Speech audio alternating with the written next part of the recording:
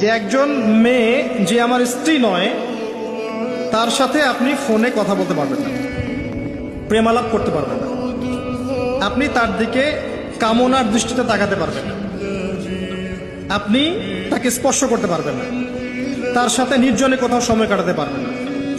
আল্লাহর বাইন্ডিংস গুলো দেখেন। একজন নারীর সাথে ফোনে কথা বললেই কিন্তু সেক্সুয়াল সম্পর্ক হয় না, হয় একজন গায়রে মাহরাম মেয়ের সাথে যদি আপনি বসে কফি খান তাহলে কিন্তু যৌন সম্পর্ক স্থাপিত হয়নি, এখন হয়।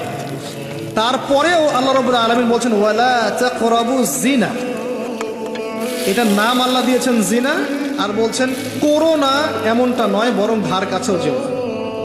মানে একটা সীমারেখা দেয়া আছে, একটা মাঠ, এর চারপাশে একটা বাউন্ডারি দেয়া আছে, বাউন্ডারি পর্যন্ত। আল্লাহ বলছেন মাঠে ঢুকো না এমনটা বলছেন না, আল্লাহ বলছেন মাঠের বাউন্ডারির কাছেও যেও না।